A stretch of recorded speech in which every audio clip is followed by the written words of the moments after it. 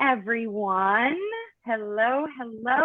My name is Adriana Spezafaro, and I am the guest host on Sharifa Hardy's Roundtable Talk Show. Today is March 9th, and I have got a wonderful panel of guests for you. So if you are watching this live, let us know that you're here, and let's just get into it. Let's have some fun. We're all here. I'm going to go ahead, introduce our amazing panel of guests today, and we're just gonna sit back, have some coffee, and have some conversation. So good morning. Our first guest that I would love to introduce you all to is Rosemary Pumbla. Rosemary makes extraordinary and compelling guests as a relationship coach, life transformation coach, retreat leader, and the author of a very powerful book, Exhume or Heal, a widow's memoir to getting her groove back. So welcome, Rose. Tell us a little bit about you. Thank you. Thank you so much for that wonderful introduction. My name, as she said, I work with women that have gone through divorce, widowhood, and have gone through terrible heartbreaks.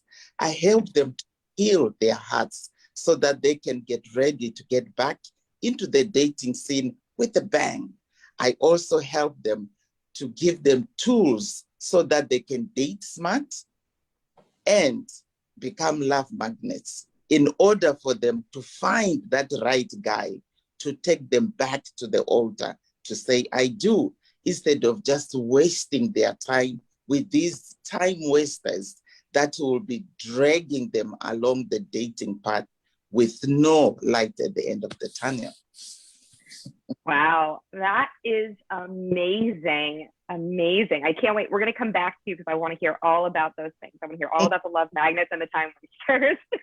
The next guest that I want to get to is Miss Sheila Duncan.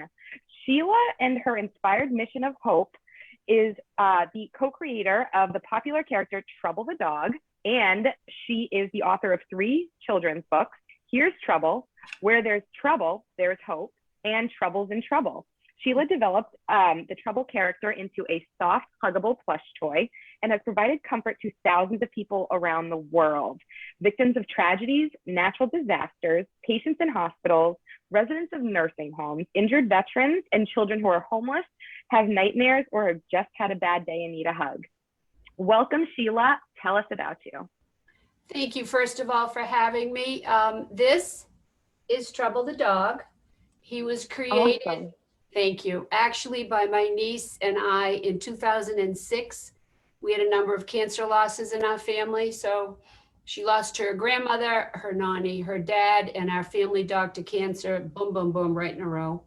And she was at my house one night, just doodling, and a telethon came on, and she looked up and she said, oh, I have to help those kids. And she instantly drew this dog. She said, his name's going to be Trouble. And it's a long story, but since that day, we have turned him into a plush pup who's made in America. We've brought him all over the world, and he's pretty magical. So that's my story.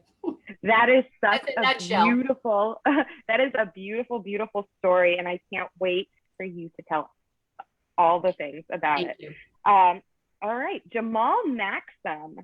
Jamal is a friend and mentor to leaders. He helps small business owners move from scattered exhaustion to energized focus in leading their teams so they can once again feel invigorated and increase their bottom line and morale at the same time. He helps them lead like a champion. He's known for his ability to plan strategically, helping business owners create action steps to accomplish their vision and develop other leaders. Welcome, Jamal. Tell us about you. Well, thank you. I'm glad I could be on the show with such a great panel of people. Just like you said, I'm an igniter champion leaders or leadership champions. Because I find that when people are in a leadership position, whether it be leading their own business or leading in someone else's, or even in nonprofit or in schools, there's this thing that comes where they try to be everything to everyone and try to be everywhere because they want to be present and they want to support their people. And so what I do is I help people find a way to be the leader that they desire to be without the scattered exhaustion, because being scattered is the quickest way to burn out. And you can't really lead with longevity when you're so scattered. So I help them focus and I help them develop their dream teams. I help them lead authentically, and I help them put strategies and procedures in place that will support not only them, but the people they're leading. That's fantastic. The world needs a lot of Jamals right now. So thank you. Thank you. Our next panelist is Zahava Robinson. Zahava is in Australia. She's a podiatrist in the Bondi Junction of Sydney and runs her own podiatry business called Bondi Podiatry. In 2020, she had a baby, did her exams while she was in labor, God bless you, and finished her podiatry degree in full-time clinical placements with a newborn and started her own business. Zahava wants to inspire women who want to start their own business and let them know that it's possible even as a mom. And yes, it's okay to ask for help. So welcome, Zahava. Tell us about you. Hi, thank you so much for having me on the show. So I have a little baby Aaron, and he's 9 months now. And last year I had him while I was doing my exams and in the midst of, coronavirus 2020. The main thing that I did was I kind of took the plunge, and somebody offered to help me, be able to do this. And I was in my final year and the course was closing due to COVID. And I just kind of took the plunge. I was in labor during my exams, was having contractions every 20 minutes. So managed to get through it. And then I had three exams just 2 weeks after he was born.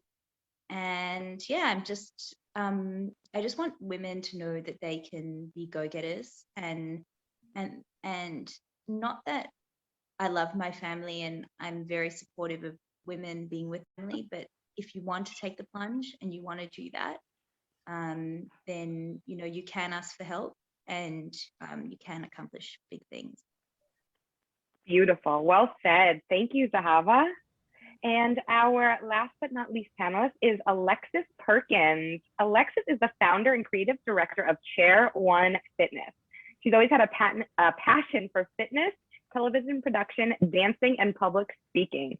As a magna cum laude graduate of Norfolk State University with a Bachelor of Science degree in Mass Communication and Broadcast Journalism, she went on to work as the CBS affiliate WTKR, News Channel 3, and became a co-producer and lead instructor for the 30-minute television program Fusion Fitness and Body by Alexis. Welcome, Alexis. Tell us about you. Hey, really happy to be here, and I'm glad I was actually fortunate to be last, because I got to hear all those beautiful introductions. They were great. Y'all are some awesome people. Well, basically, right now I'm the founder and creative director of Chair One Fitness. We're just breaking down boundaries, making fun fitness options available to anyone, no matter their age or ability. And that's my current baby. But overall, I'm just a serial entrepreneur who always turns obstacles into opportunities. And I absolutely love helping other people do the same thing. I'm really the no nonsense person of the group who just cuts straight to the chase. So, it's fun.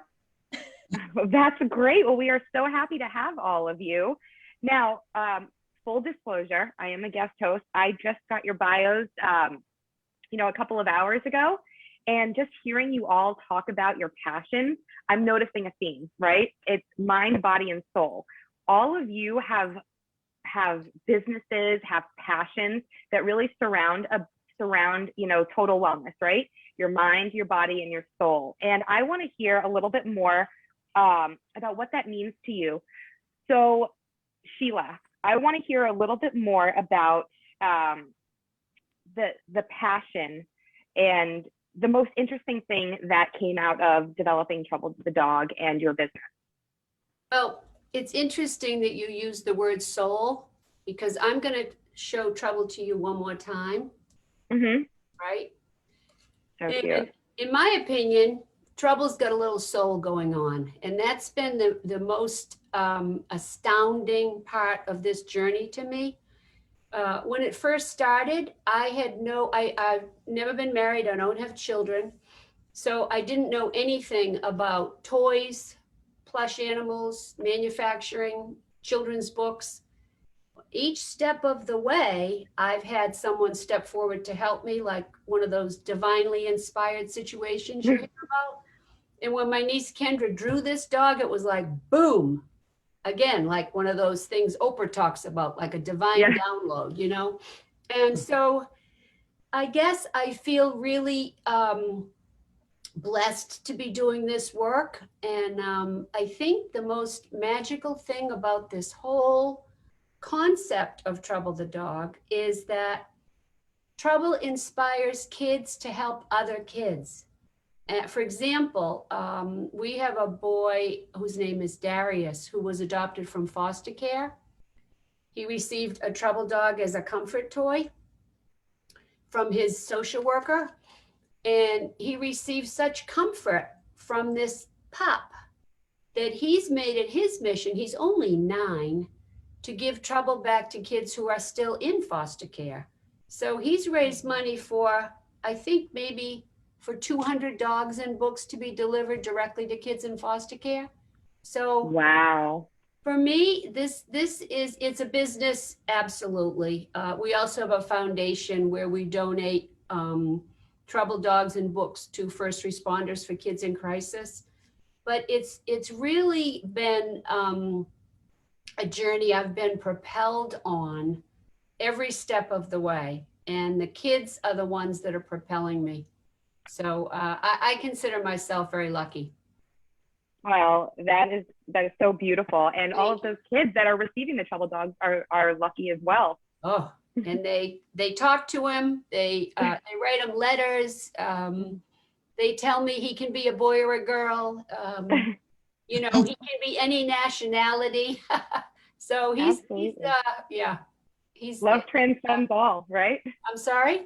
Love transcends across all. Absolutely. Yeah. Yes. Yeah. So thank you for sharing that. Jamal, you said something earlier that really struck a chord with me. And I think it also speaks to what Zahava was speaking about. You said that as entrepreneurs or in general, we are trying to be everything to everyone. And I know Zahava was talking about also, you know, wanting to reach out, you know, it's okay to ask for help. So I'd like the both of you to kind of tell me, you know, what trying to be everything to everyone means and how you overcome that, and what you think are the barriers to moving through that for individuals, whether they're entrepreneurs, moms, dads, sisters, brothers. Yeah, that's really awesome. I don't think there's enough time to really talk about what it really means to try to be everything to everyone, because we all do it. Just coming from, you know, because since I work with leaders, I'm gonna speak from that vantage point, just coming from just the idea of wanting to support, wanting to demonstrate care, because you have to connect with people in order to lead them. And people don't, John Maxwell says it this way, people don't care about what you know until they know how much you care. And so you're trying to demonstrate care. You're trying to show that you're not an office leader. And, you know, I spent some time as a school principal, so that was my thing. I'm not an office principal. I'm not going to sit in the office. I'm not going to, you know, I'm going to be out there. I'm going to be with the parents, with the kids. And so leaders do that. But then with all the demands, you find yourself being stretched thin, because everybody who calls on you, you want to show you're there. You want to show you're supportive. You want to be there for them. You want to make yourself available when people have those moments when they just need to talk and get something off their chest. And so, but I find that without boundaries, without structure, that you'll be running constantly and pouring out and pouring out and pouring out, trying to be there for everybody and be exactly what they need without having the time to be refilled yourself. Because you can't drive a car on empty. I mean, no matter how much you press the button to start the car, no matter what you do. And so you can't pour out into people when you're on empty. It's the same thing. And so one of the things I tell people to do to stop that One is to take control of your schedule. And I teach that there's a difference between time management and what I call time dominion, because dominion denotes ownership. Management means you're just managing, but don't own it. You know, there's a manager at Subway around the corner from my house. He doesn't own it. He just manages what's going on. But when you take dominion, it's you taking ownership of your time and consciously allocating how you use it and how you basically, yeah, how you use it. And so that's the first thing I teach people to do, so that, you know, they can show up when they need to show up and be 100% when they do. And Jamal, I absolutely 100% agree with that. It's kind of a bit of a theme through what I went through last year. So I run a podiatry clinic in Bondi Junction. And last year I was doing full-time clinical placements, which meant I was out of the house from 7 a.m. till 6 p.m. I had a newborn. I was still breastfeeding, so I breastfed the whole way through. I wasn't sleeping through the night because he was waking up every 2 hours in the middle of the night. If I didn't delegate and time plan, I think those two things, I was already a total wreck when I wasn't sleeping, and I was expected to hold a scalpel to people's feet the next day. Which is, you know, looking back, probably not the best, safest idea, not for them, but for me, because a lot of the patients had blood disorders. So, you know, for them, they would have been fine. But for me, I could have potentially, you know, it's not, yeah. Anyways, basically, if you don't delegate and time plan, you're lost. You'll be miserable. You'll be angry. You'll be emotional. You'll be stressed. And I have a bit of a catchphrase that I say, let's try get things done. It's best to get things done yesterday. So don't aim to get it done tomorrow. Try get it done yesterday so that you can enjoy today, and you have the freedom and the open calendar that you can relax and, you know, take things slow. But if you have everything on your calendar to do tomorrow, you're just going to be stressed out. And that's where reaching out for help is important. So what I tend to do is I've got a little Google calendar, and everything I tend to try and see, what am I doing tomorrow and the next day, and try and move that back in my calendar. And then when it comes to delegating, you know, I'm very grateful that actually my husband took on, you know, taking care of the baby, and so did my mother-in-law. And that was a big help, but without them, I couldn't have done it. So it's really important that you delegate and you ask for help. I had to ask for daycare. A lot of the daycares don't accept a 6-week-old baby, you know, so I had to go begging, and yeah. I like that. I like what you said about delegating, because that's super essential. When you are, even from your household, when you're running a business, it's important to delegate so you're not trying to do everything. But one thing I say, before you delegate, you got to prepare the people that you're going to delegate to take over that task and lead it. Not just, you know, you show them how to do it, but they're doing it, but constantly coming back to you. You have to prepare them to be like, look, this is your thing. This is your baby. I'm showing you how I do it. I'm showing you the outcome we need. You can be creative. You can run with it, make it your own. So that way, my hands are off, your hands are on. You champion that thing and keep it moving, because that's essential. Because if you have somebody doing something and they're constantly coming back to you for every aspect of it, then you really didn't delegate. You're just doing the work yourself through somebody else. Well, it's about empowerment, right, Jamal? Yes, you have absolutely. to empower them to take it on themselves. Yes. So I think that that's like such a vital and essential human element that a lot of us miss, right? We want to do everything ourselves, but if you juggle enough balls in the air, one of them's bound to drop eventually. So I think that that's huge. And it's about taking back your life and taking back your time. Yes. And empowering it. So that leads me to Miss Rosemary. Please tell me about love magnets, time wasters, and empowering women to get their groove back, because I just love that. Yeah, you know, when women have gone through divorce, most of them are paralyzed with the grief of loss of that, the coupled unionship. they are going through grief of losing friends and that status of being married. When you are widowed, I've been widowed now for 20 years. When you have been widowed, you have lost that partner that you thought you were going to have for the rest of your life.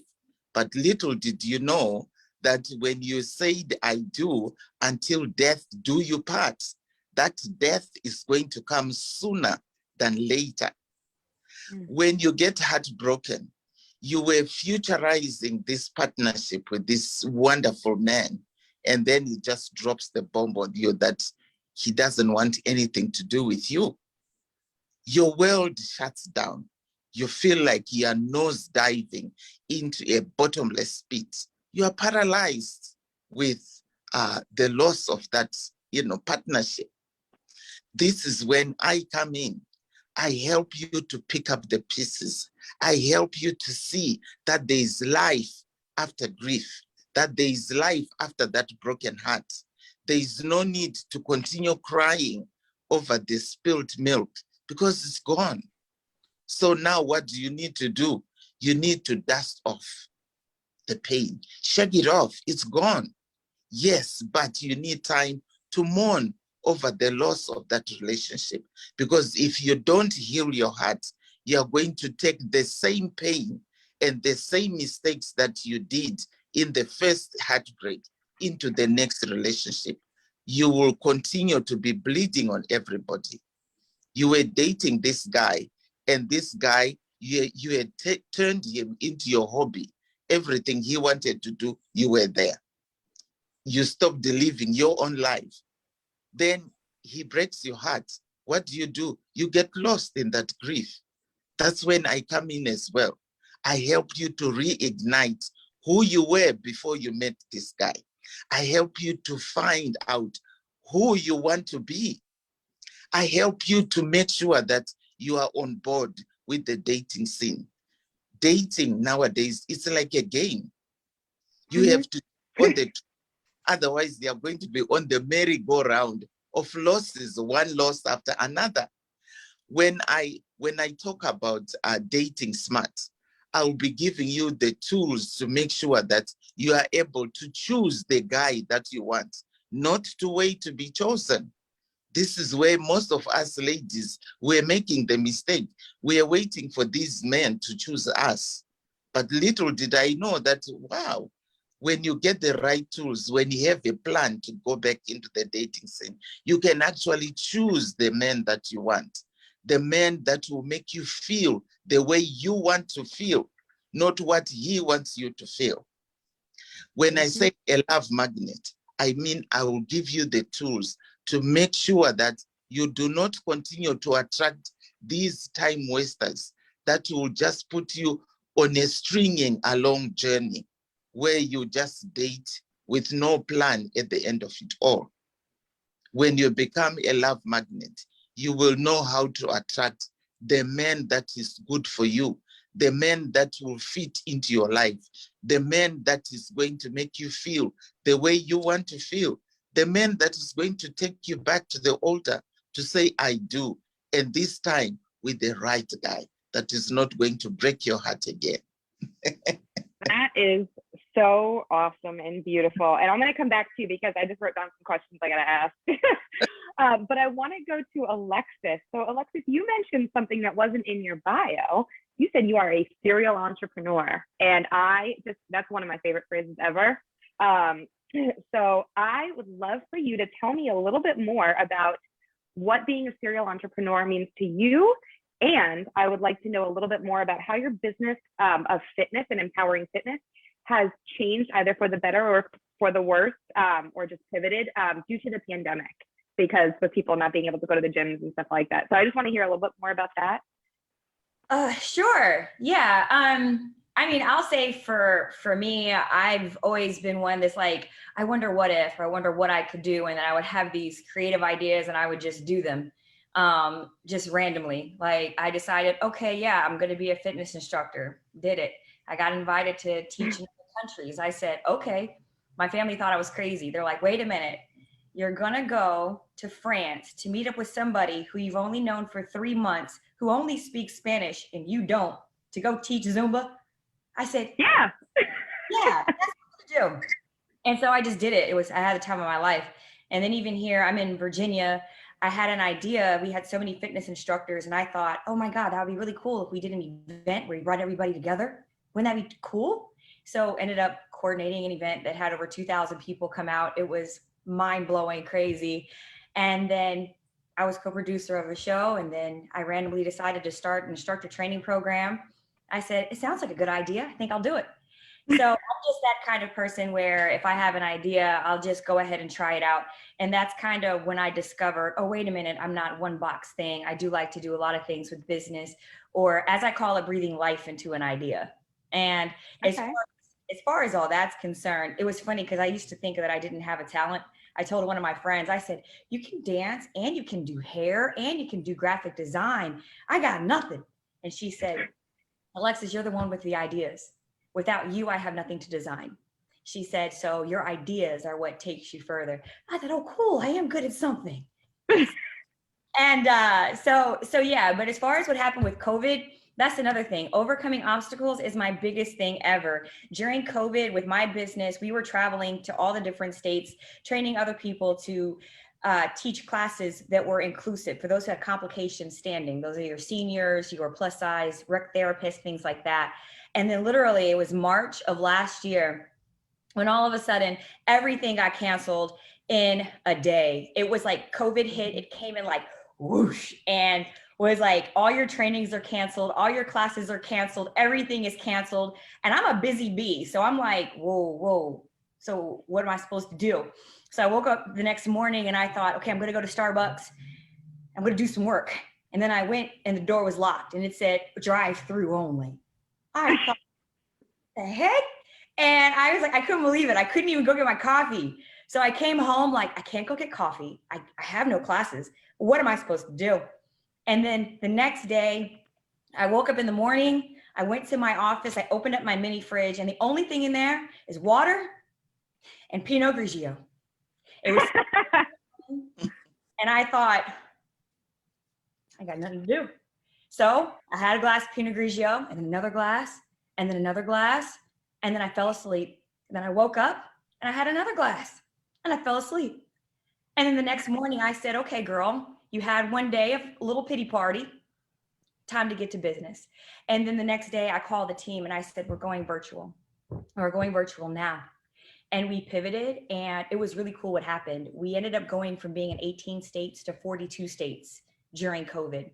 We went from having 300 instructors to having 700 instructors during COVID. So it was really fun pivoting during that time. I did have my one day where I broke down and then put big girl panties on and keep going.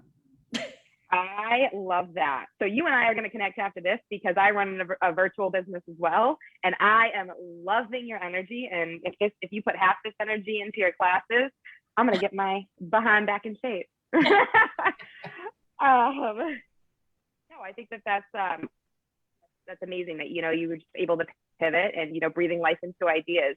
So I'd love to hear about it. And Zahava said, first of all, Jamal quoted John C. Maxwell. That's my dude. I listen to Audible all the time.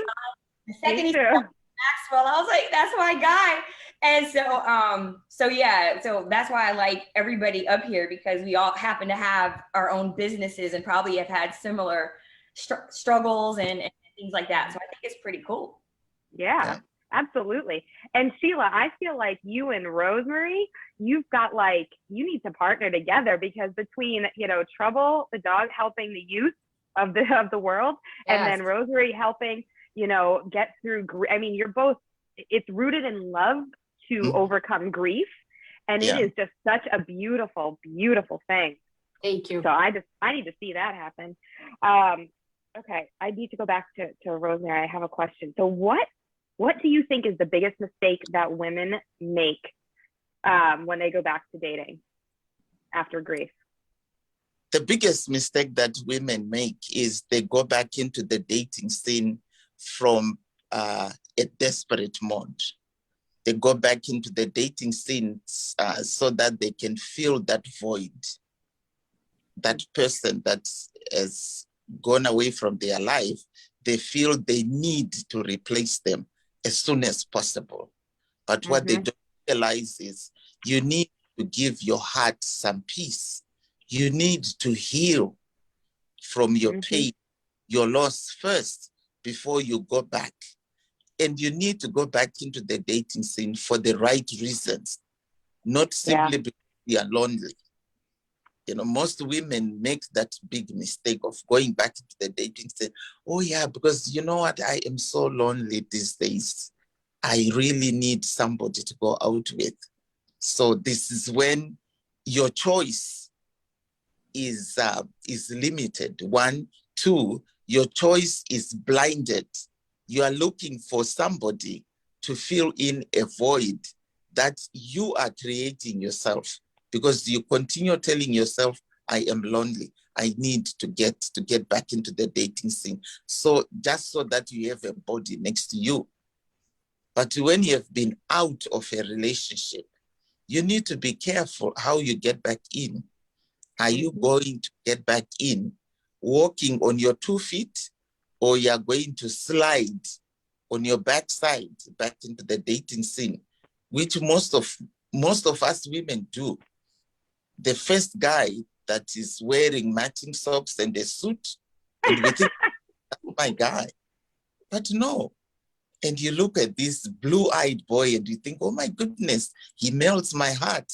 But what is behind the blue-eyed boy? What is behind those matching socks?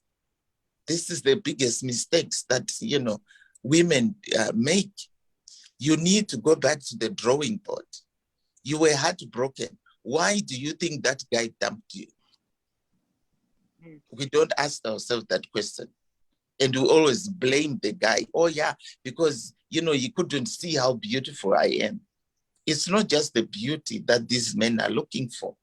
They are also looking what's behind the beauty, what's behind that smile, what's behind that hair, what's behind that big booty.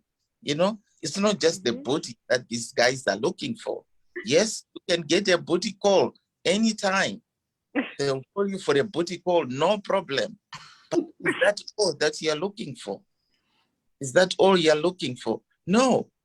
When you have been heartbroken, or when you have been widowed or divorced, now you want to get back into the dating scene so that you can have a long-term relationship for somebody that is going to be there for you, somebody that is going to say things that they mean. Most of these men, they know how to say things that we want to hear. They'll tell you, oh, it's so beautiful. Any man will die for you. But as are his actions matching his words? He tells you he loves you. But what is he doing to prove that he loves you? What is it that he's doing? Nothing. Absolutely.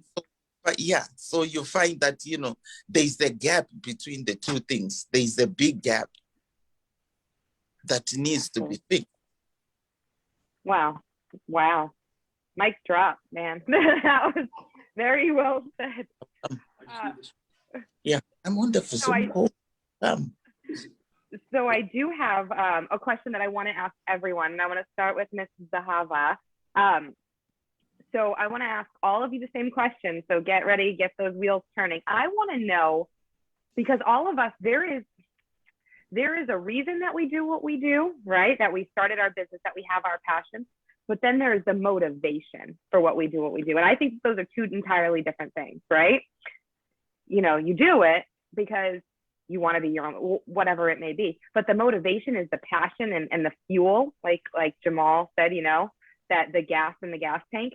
So I want to hear, starting with what is the motivation beyond the deeper part of why you do what you do? So I'm a podiatrist, which means I basically take care of people's feet and health. The main reason I wanted to do it is that I wanted to help people with their health.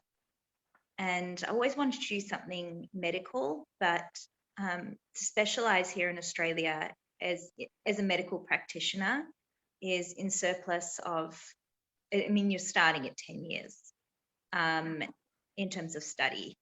whereas podiatry was a lot less. I spent 7 years studying podiatry rather than 10. And I wanted to help people with their health. I wanted to help people and do something that basically made a substantial difference to their lives in a very short appointment. Often in podiatry, removing, an ingrown toenail or treating corns or callus, it may not sound that exciting to everyone else, but to me, you see someone walk in pain and they walk out pain-free. And it just brings me so much joy when that happens. So that's why I do what I do. That is beautiful. Wow. I wish all medical practitioners were as compassionate and empathetic as you are. Thank you. All right, Mr. Maxsam, Mr. Jamal Maxsam, tell us why you do what you do. Really, I do it because I want to help people. I mean, I know it sounds very generic, sounds corny, but I live a life based on purpose. And I realize my purpose is to bring out the best in other people. And so that's been the trajectory of my life. And when I made the transition from being the school principal to what I do now, it was with the thought that leaders need help too. Business owners need help too. They spend so much time helping other people, but don't have someone who understands exactly what they're dealing with, exactly what they're facing, the dynamics of the decisions they have to make and the weight of that. And so my next thing was to, okay, I can help leaders. And when I help leaders, I'm helping the people they impact, what then causes a ripple effect because they begin to help more people. So it's all about, for me, it's about helping people realize their full potential, live the life that they deserve to live. A lot of people talk about I'm living my best life. Well, I believe everyone deserves to live a certain quality of life, and however that's defined. And so I feel like when I help leaders realize their potential, live their best, then they in turn help other people. Wow. So it's paying it forward, right? Absolutely. All right, I am going to come back to you because I have a couple of entrepreneur type questions. But Miss Sheila, please tell us why you do what you do, the motivation. My motivation, honestly, is the kids. I never intended to do this. I'm, as I say, propelled forward every day because any day where I might feel, what am I going to do next? Or, what door will open for me next?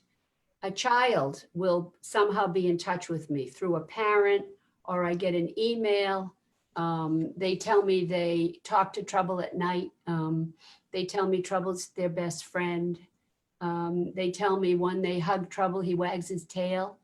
So I'm going to push forward with this until Trouble is a cartoon character who can beam into homeless shelters, homes, foster care, hospitals, wherever it is, and just let kids know that it's okay to talk about their feelings, because this generation of children, they're more stressed than ever before.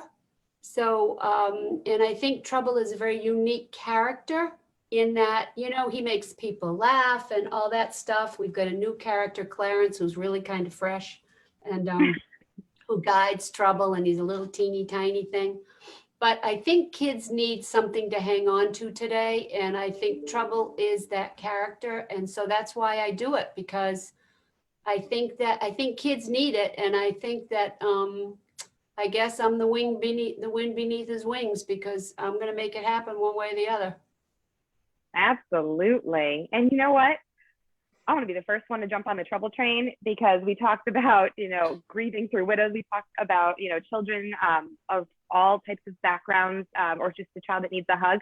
You know what? I think you hit the nail on the head.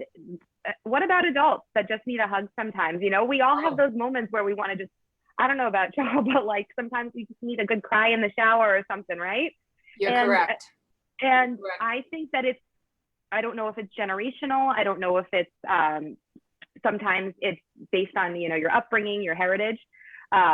But I was raised, you don't cry, you don't cry in front of people and feel those emotions. And the fact that you're bringing that to the forefront and saying it's okay to cry, it's okay to feel your feelings, it's okay to put boundaries in your life, to have those, like, that is so beautiful. Like, I think every grown-up child needs a trouble. Thank you. I'll just share with you quickly, in our latest book, with this new character, his name is Clarence, and he's a little orb with an edge. I don't know if you can Love that. see him. Oh, yeah. Here. See him, a little spark on Trouble's nose? Yep. So there's a page in the book where kids can literally point to their emotions. Is it a happy Clarence or a worried Clarence or a sad Clarence? And I was actually interviewed the other day by someone, and he said to me, he said, you're changing a generation. And it's just what you just said, that he was taught growing up not to show his emotions, not to cry as a man. And so I'm really grateful to be given this gift of trouble. And I will tell you the truth, there are police officers, there are Marines who were sleeping with Trouble the dog. Yeah. So I believe it. that's the Well, magic. thank you. That, you know what? Everybody's got trouble in their life, and everybody needs the trouble. He All takes right, your troubles away. He sure does. Thank you. Alexis, tell us about your motivation behind why you do what you do. Ugh. Okay. I'm a little bit of a weirdo. I'm very analytical, and I probably think way too much about too many things. So my motivation stems from a thought and a question. I had this theory when I was younger. Okay, nobody in my family had graduated from college, or I hadn't seen any like really successful people or anything like that. And I would see people like, television or magazines, whatever, and you see other successful people. And then I had this thought, and the thought was, well, God created them and them and them, and he also created me. So if he created us all, that means that technically I should be capable of doing whatever I want. I just have to figure it out. And I was like, people, when they talk about, for those who don't believe in Christ, just bear with me. For those who do, hey, welcome. There was this idea of, okay, if that's your heavenly father, and I'm a mom, my son looks like me, he talks like me, he's sarcastic like me, and that's because he's my kid, right? So I thought, if God is my heavenly father, then I must have something really great in here. I don't really know what to do with it, but it's got to be there, right? And then I asked myself, are you doing everything that you're capable of? What gifts were you given, and are you using them? Are you doing everything that you are capable of? And when I asked myself that question, I decided I wanted to do and be something great. So I don't know exactly where this path is going, but I know in the past I was able to mentor fitness instructors. I can't count how many came up after me and are doing great right now. When I was doing events, I was able to learn about that and help other people do that. Right now with Share One Fitness, I'm able to help anybody who has complications standing get started on their wellness journey. And we're able to uplift people through dance, fitness, and movement. And it's really fun. I'm currently going through a course to be a consultant so that I can mentor other entrepreneurs and things like that. And of course, public speaking and all that fun stuff. So my motivation is doing all that I'm capable of. For example, and I'm not knocking anybody who works in fast food, this is just an example. If my son were to be 30 something years old and working at McDonald's, would I technically be proud? Maybe not. Maybe if he was the manager. But let's just say he's 30 something years old, totally able-bodied and still on the fries. Would I be proud? Probably not. So when I get up every day and I think about, if God gave me this talent, what am I going to do with it? And will he be proud of me? Am I making him proud with the gifts that I was given? And that's what motivates me, is to make him proud with the gifts that I've been given. That's beautiful. I was watching the Harry and Meghan interview last night with Oprah, right? And you just said something that they said that sparked this thought in me. She said that she tells her son, there's this book that they're reading. They're talking to their son about, representation and if, having a dream to be whoever or whatever you want to be. And she says to him every day, if you can see it, you can be it. And that just is exactly what you said. If you can see it, you can be it. And are you working to your full potential? Yeah. And because we all have gifts. It's a matter of if we waste them or if we, you know, utilize them to the best of our ability. So thank you for sharing that. Zahava, I want to know what your advice is for any new mom or just any mom that is struggling with, and I don't use this term a lot, but I don't believe there's any such thing as balance. I think there's a difference between balance and harmony. You'll never have balance, right? You'll always have harmony. It's just making things work. So what do you think, what is your best advice for a mom that is struggling, trying to find the balance or the harmony between work, marriage, children, finances, entrepreneurship, whatever it may be, going back to school? Yeah, to be honest with you, I found this a really big challenge. So when I was on my clinical placements and I wasn't sleeping, I turned into a bit of a mess. I'm going to be honest with you. My husband started writing down all the crazy things I was doing because I wasn't sleeping. I was totally unbalanced. I was basically doing an 8 till 6 p.m. job.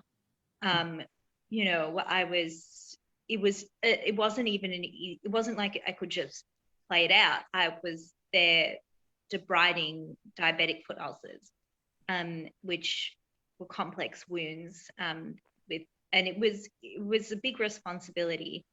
And when my baby was first born, and I think now I really feel a sense of harmony and balance, and I really feel fulfilled. But it took quite a bit of time to get there. It's not something that can be achieved overnight. I think it's a mix of knowing what you can and can't do, getting enough sleep, which might not always be possible, and asking for help. I think that's the main thing for me, was just getting that help, just making it possible that, you know, for me to just spend some quality time with my son, because I really missed out on that when I was basically not seeing him at all during the day for months on end. So it's really important, and it might not always be possible. And balance is a funny word because, you know, you're never going to really achieve balance. There's just going to be time in business, especially in entrepreneurship. It's, you know, full speed ahead and the train's kind of going and you have to jump on it.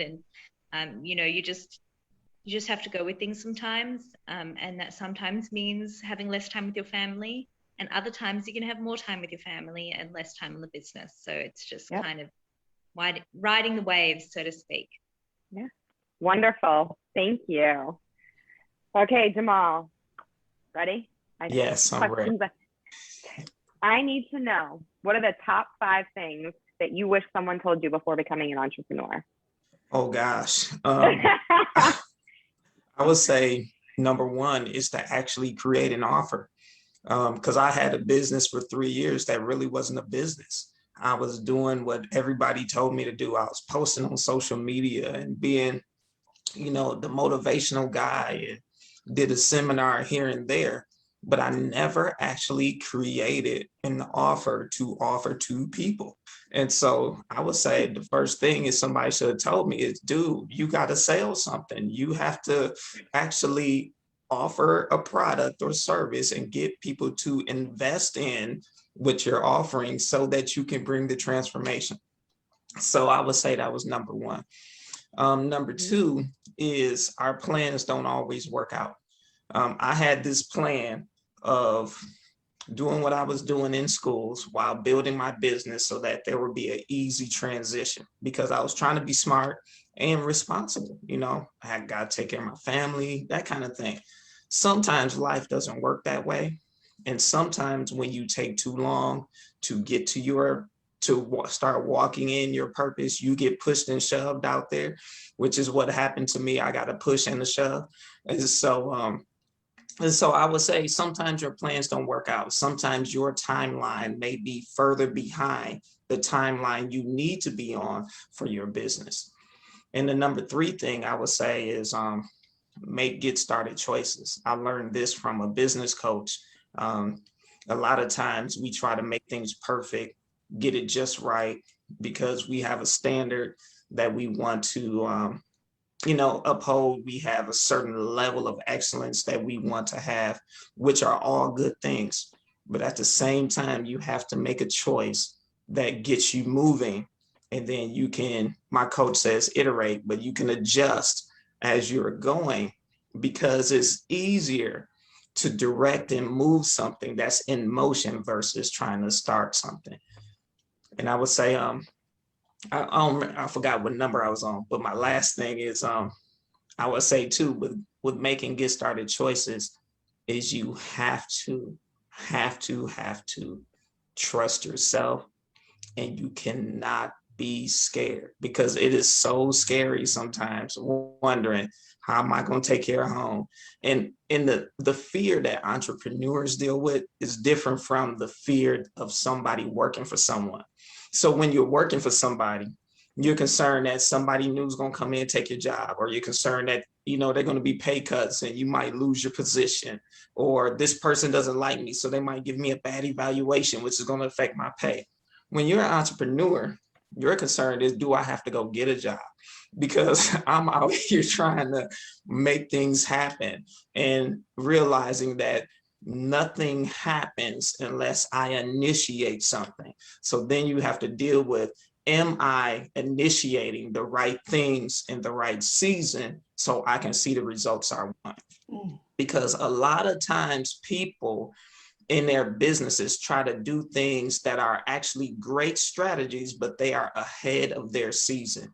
And so a lot of people try, you know, I've listened to a lot of people that are very, very good, have a lot of wisdom, but I had to recognize some of those strategies I need to learn, but put on the shelf, or I need to adapt for where I am in my business, because I can't try to do these big launches like Jeff Walker, because I'm not there yet. So I have to do the Jamal version of what Jeff Walker is teaching for where I am, so that I can reach the people I need to reach, and then grow steadily at the pace I would like. It would be a fast pace, but grow to where I need to be so I can do those launches. Wonderful. Wow, that's great advice. Thank you. All right. So to wrap up, I'm going to go around the virtual room, and I want you all individually to speak directly to the audience, whether they're watching live or on the archives. And I want you to share with them what you want them to take away from today's roundtable conversation. So Sheila, let's get started with you. What do you want the audience live and on the archives to take away from your message today? I want the audience to take a minute to go to our website, which is troublethedog.com, which is not as elaborate as usual because it crashed not too long ago. But I just want them to see that there are tools out there, and Trouble's one of them, to sit with your child, sit with Trouble in your lap, and allow your child to open up about their emotions. And I think it's more important than ever today before. And they can certainly reach out to me personally. I'm as near as your phone. So any questions, just give me a call. Thank you so much, Sheila. I will definitely be talking to you. Thank you. All right. Zahava, speak directly to the audience and let them know what you would like them to take away from today. Hi, everybody. I'm a podiatrist and in Sydney, Australia. And the main thing I want you to take away from today is that women in particular, but also men, can achieve anything. You put your mind to it. If I can do it, you can do it. If I can do it with a newborn baby, and then anyone can do anything. And I just want you to know that you can achieve it as long as you're willing to reach out for help and you have the motivation and the passion to do so. Thank you so much. Alexis, what do you want the audience to take away from you today? I guess the biggest takeaway that I would want people to take away from today is just asking themselves the question, am I doing all that I'm capable of? And just really digging deep. A lot of people have a hard time finding their purpose or their path. And I would just say, are you doing all that you're capable of, is one of the good questions that people can ask themselves. And also, if anybody wanted to keep up with me, I love mentoring people and letting them learn from the hurdles that I've had to jump, or figuring out ways to jump their own.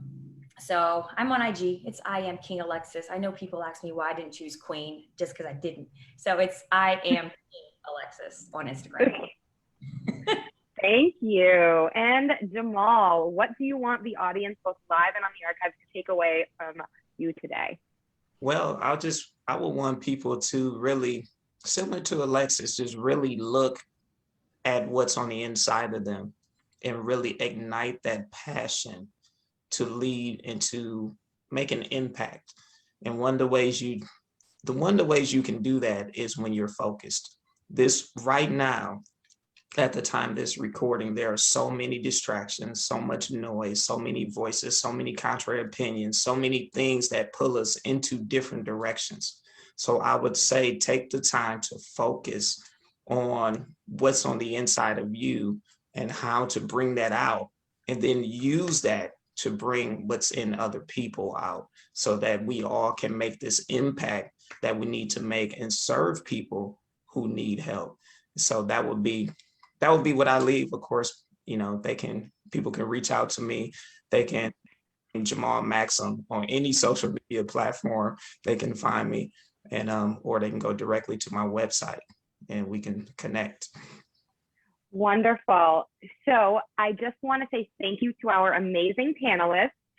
If you are interested in learning anything or connecting with any or all of our entrepreneurs from today's panel, if you look in the description of this Facebook live stream, as well as on the Facebook page, there are their biographies as well as links to all of their businesses or their websites. So please reach out to them, give them a follow, connect on their website. And you know what? The greatest referral any business can get is, you know, just sharing word of mouth. Even if it may not be for you, but it may be for someone else. I want to say thank you to Shereefa for allowing me to guest host for her. Fun fact, now that this is almost over, this is my first time ever hosting anything. You did great. You did Great great. job. Oh, thanks, Joe. But I just want to say thank you. Thank you to our amazing panelists. You guys all brought so much energy. And to the audience, go ahead, give this video a share. If you're watching it on the archives, on the replay, just let us know in the comments and let your friends know. And Shereefa should be back tomorrow. But again, today is March 9th. This is the Roundtable Talk Show, normally with Shereefa Hardy, today with Adriana Spezafero. If you want to learn more about what I do, I'm the CEO and co-founder of Peace and Plenty, a virtual event platform for small businesses. You can check me out. But other than that, I just want to thank you all for your time. I hope you all have an amazing Tuesday, and thank you for joining us on the Roundtable Talk Show. Have a great day.